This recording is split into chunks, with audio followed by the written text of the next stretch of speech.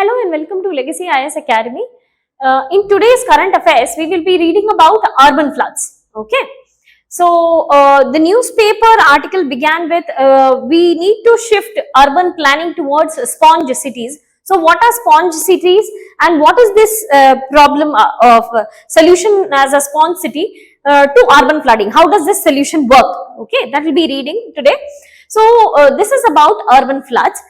We are reading this because there is frequent occurrence in majority of the metropolitan cities. We are witnessing frequent occurrence of floods. For example, we had Delhi floods this year. We had Bangalore floods last year. In Chennai, even in Mumbai, 2015, 2018 was major years of flooding. Okay. There is increased occurrence of high intensity rainfall. High intensity rainfall, matlab in a very short period of time, less than 3 to 4 hours in a day, there is immense amount of rainfall occurring in these areas and which leads to flooding of the entire city. Okay.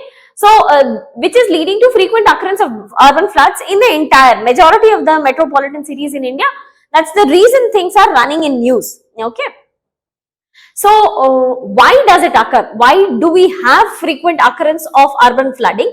First and foremost reason is the population explosion and more so related to unplanned urbanization. Okay.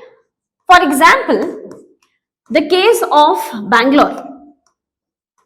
In the case of Bangalore, the problem is that there was no proper urban planning since 2015 onwards. So, post 2015, any population which has entered into Bangalore, there is a construction of sites going on. Flats, real estates are developing heavily in Bangalore. So, these unplanned urbanization and unplanned allocation of flats are going on in the entire city. Now, where do these flats develop?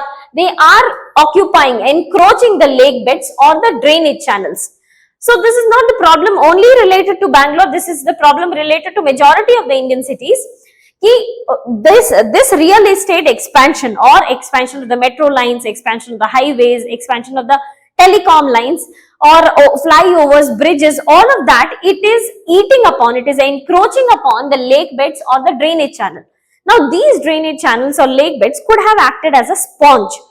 So, there is excess amount of rainfall. They could have allowed slow groundwater recharge. Now, once you concretize this, you do not allow water to seep back into the ground surface. Okay. Plus, another reason for occurrence of urban flooding is the climate change. We know that even assessment report 5 as well as 6, both. Now, we know that assessment report comes from an organization by the name Intergovernmental Panel on Climate Change, IPCC. This will come up with its report by the name assessment report. Now, the assessment report, both 5 and 6, it has said that majority of the places in the world, they will witness increase in frequency of or increase in intensity of, let's say, rainfall or drought. So, there will be excess amount of rainfall lying in a short period of time or excess heat leading to droughts in a short period of time. So, because of because of the changing climate, this kind of intense rainfall is being witnessed or intense heat is being witnessed. So, climate change itself is a major factor why we are witnessing more number of urban floods. Plus, illegal sand mining. Illegal sand mining. Illegal sand mining. Now, sand itself could have acted as a sponge. Okay. So, illegal sand mining can also be one of the reason why we are witnessing more number of urban floods. Now, sand can also act as a sponge which can allow slow groundwater recharge. Because this sand is being mined, used for construction industry, now we are not allowing this water to percolate down to the groundwater in a slow manner. There is sudden fall of rainfall, sudden rain occurring and which is flooding this entire area. Okay. Plus, there is unregulated release of water from dams. So, this was the reason for occurrence of Delhi floods, one of the reason, because one dam released water in an unregulated manner, in an unrestricted manner, which allowed or influxed too much amount of water to enter into the city of Delhi. Okay. These are some of the major reasons why we are witnessing frequent occurrence of urban floods. Okay, so what is its effect? Obviously, that it leads to heavy loss, and by heavy I mean in terms of 14,000 or 15,000 crores to property and to life. So there will be collapse of buildings, the areas which is along the river banks, all that will get submerged. People will die. Even the cars, you would have seen sometimes in such kind of flooding, cars will also travel along with it will start swimming along the river lines. So there will be extensive loss to property as well as life. Plus, habitat loss and health hazards, especially for poor, because poor are the ones who are living in the vulnerable region. Especially in urban areas, they will be the ones who will be living just below the flyover or along the roadside, and as soon as these areas starts getting flooded, their habitat is lost, or whatever waterborne diseases could have occurred, they will be the one who will be facing these diseases at the first place. It can be dengue, it can be chikungunya, it can be cholera, TB, anything, but waterborne diseases will be affecting this population, the vulnerable population, at the first place. Plus, this poor population, the entire poor population, their health related indexes are also very poor. They have less immunity, they have less of hemoglobin content in their blood, so they have less ability to fight against any kind of disease. So ultimately, they are the ones who will face the problem at the largest extent. Plus, trees, plants and some structures along the banks get washed away. Okay. This causes intense damage. So you imagine a river which is carrying a tree in itself. So all those areas where the tree trunk is hitting, it will affect all those areas. Okay. Plus, transport and communication channel gets blocked. So anytime there is urban flooding, roads will get flooded with water. So you cannot travel along these roads. We also know incidents of Mumbai floods, wherein a pothole, manhole, they had removed that cover and the lady died because the vehicle got fixed, or the vehicle got stuck in this kind of manhole, and because of too much of water flowing above it, this manhole was not visible. This pothole was not visible, and she died. So we know we have had such incidents in India where this blocking of transport and communication channel has also led to death in India, okay, in urban cities. So these are some of the major effects caused because of the urban flooding. Now, why do we need to tackle? What is the need to tackle urban flooding? So we understood that these are the consequences. If we have urban floods, so these will be the consequences. But what will be the benefits? If we tackle the urban flooding, what will be the benefit? First of all, we will be able to control the occurrence of flood itself.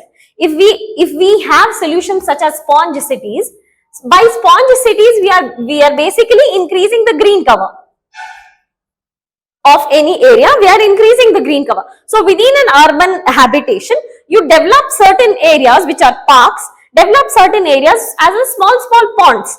So all this, because it is not concretized, it will act as an absorbent of flood water.